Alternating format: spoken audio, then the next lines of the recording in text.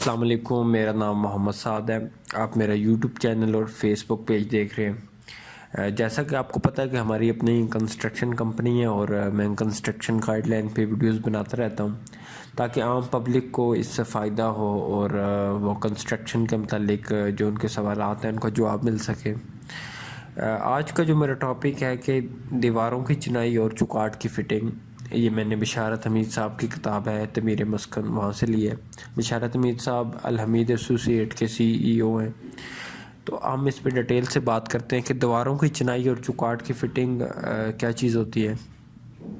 جب اب ڈیم کے اوپر دیواروں کی چنائی شروع ہوگی، مطلب جب DPC مکمل ہو جائے گی تو پھر ہم اوپر والا جو سٹرکچر ہے سپر سٹرکچر، اس کی چنائی شروع کریں گے۔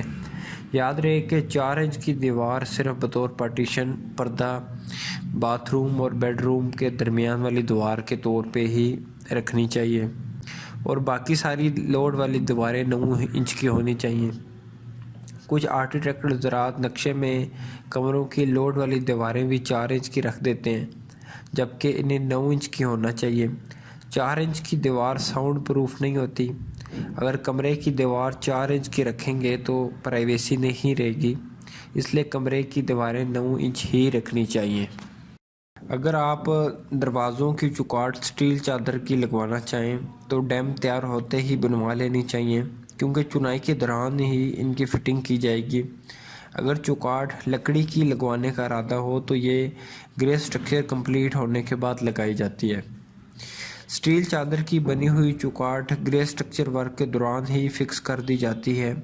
سٹیل کی چوکاٹ دیمک سے محفوظ رہتی ہے، لیکن اسے 16 گیج میں بنوانا زیادہ بہتر ہے۔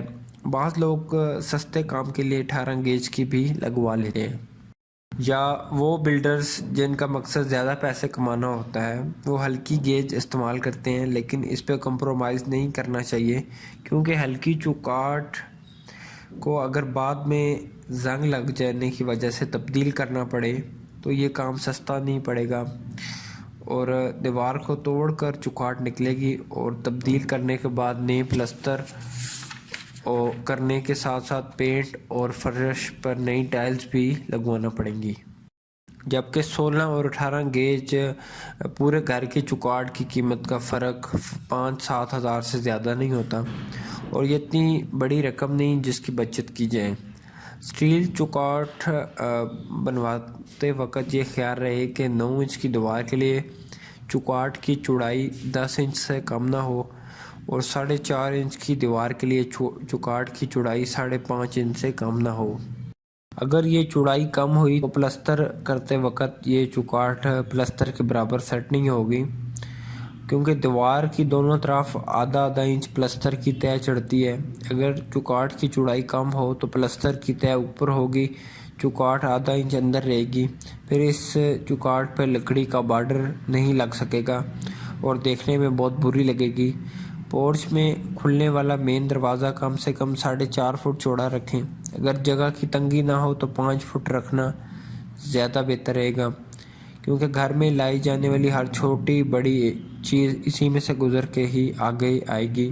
اگر یہ دروازہ چوڑائی میں کم ہوا تو مسئلہ بن سکتا ہے۔ اس طرح پورچ کے اوپر ٹیرس کا دروازہ بھی تھوڑا بڑا ہی رکھنا چاہیے۔ کسی وقت اپر فلور پہ کوئی بڑی چیز جو سیڑھی سے نہ چڑھ سکے، اسے پورچ کی چھت کے ذریعے اس دروازے سے گزارنا پڑ سکتا ہے۔